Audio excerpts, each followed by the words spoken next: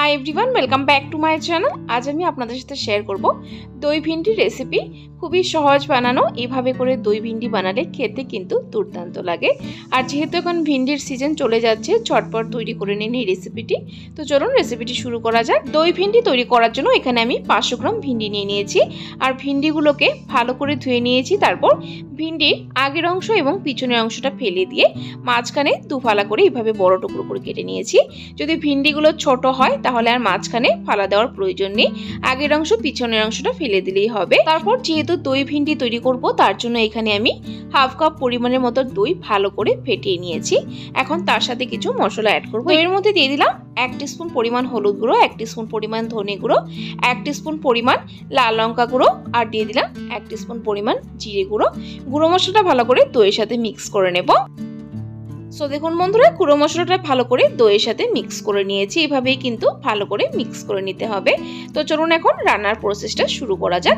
তার জন্য গ্যাসের ফ্লেম জ্বালিয়ে একটা প্যান বসিয়ে দিয়েছি। এর মধ্যে দিয়ে দিলাম পরিমাণ মতো সরষের তেল। রান্নাটা আমি সরষের তেল দিয়ে করছি, আপনারা চাইলে কিন্তু সাদা তেল দিয়েও করতে পারেন। তেলটা খুব ভালো করে গরম করে নেব। সো বন্ধুরা, তেল ভালো করে গরম হয়ে গেছে। এখন এর মধ্যে আগে ভিন্ডিগুলো ভেজে নেব। কেটে রাখা ভিন্ডিগুলো তেলের মধ্যে দিয়ে দিব। সো বন্ধুরা, ভিন্ডিগুলো দিয়ে দিয়েছি। এখন এর মধ্যে দিব অল্প একটু নুন আর দেব তার সাথে অল্প একটু হলুদ গুঁড়ো। এখন গ্যাসের ফ্লেমটা হাইতে করে ভিন্ডিগুলোকে ভালো করে ভেজে নেব। গ্যাসের ফ্লেমটা কিন্তু হাইতে করে ভাজবেন, লোতে করে ভাজবেন না। বা চাইলে আপনারা মিডিয়াম ফ্লেমেও ভিন্ডিগুলোকে ভাজতে পারেন। সো দেখুন বন্ধুরা, ভিন্ডিগুলো ভেজে নেওয়া হয়ে গেছে। ভিন্ডির মধ্যে সুন্দর লালচে কালার এসে গেছে। এখন ভিন্ডিগুলোকে নামিয়ে নেব। ভিন্ডি নামিয়ে নিয়েছি। এখন সেম তেলে আর অল্প পরিমাণ তেল দিয়ে দিলাম।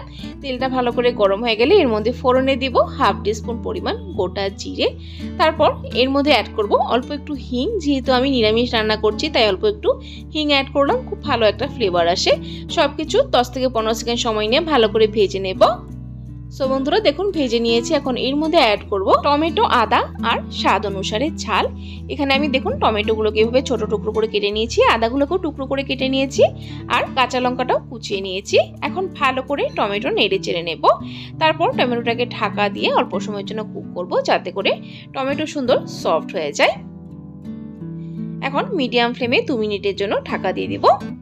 সো বন্ধুরা, 2 মিনিট হয়ে গেছে। 2 মিনিট পর ঢাকনাটা তুলে দিয়ে দেখে নিচ্ছি। দেখুন টমেটো সুন্দর সফট হয়ে গেছে। এখন টমেটোটাকে ভালো করে নেড়ে চেড়ে একটু মিক্স করে নেব। তারপর গ্যাসের ফ্লেমটা একদম লোতে করে দেব। লোতে করে দিয়ে তারপর এর মধ্যে অ্যাড করে দেব দই আর মশলাটা যে মিক্স করে রেখেছিলাম সেটা অ্যাড করে দেব। দইটা দেওয়ার সময় অবশ্যই গ্যাসের ফ্লেমটা লোতে করে দেবেন, নইলে কিন্তু কেটে যাওয়ার সম্ভাবনা থাকে। দইয়ের মিশ্রণটা দেওয়ার পর ভালো করে এভাবে অনবরত নেড়ে চেড়ে মিক্স করে নেব। সো বন্ধুরা দেখুন, ভালো করে মিক্স করে নিয়েছি। এখন ঢাকা দিয়ে কুক করব 2 মিনিটের জন্য। সো বন্ধুরা, 2 মিনিট হয়ে গেছে। দেখুন মশলা থেকে তেল আলাদা হয়ে বেরিয়ে এসে গেছে। মশলাটা কিন্তু খুব ভালো করে কুক হয়ে গেছে। এখন ভালো করে নেড়ে চেড়ে মিক্স করে নেব।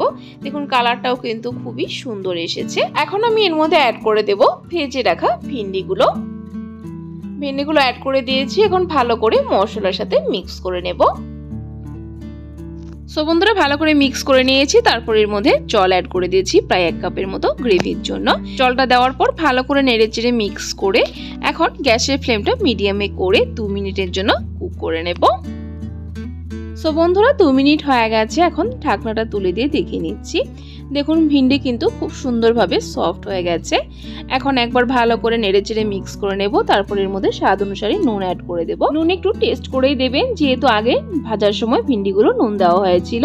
নুন দেওয়ার পর ভালো করে নেড়ে চেড়ে মিক্স করে নেব। এখন আর বেশি সময় কুক করব না, গ্রেভিটা কিন্তু একদম পারফেক্ট আছে। বেশি সময় কুক করলে শুকনো শুকনো হয়ে যাবে। এই সময় এর মধ্যে অ্যাড করে দিলাম অল্প একটু চিনি। যেহেতু দই অ্যাড করা হয়েছে, টমেটো অ্যাড করা হয়েছে, একটু টক ভাব থাকতে পারে, সেটাকে ব্যালেন্স করার জন্য অবশ্যই একটু চিনি অ্যাড করবেন।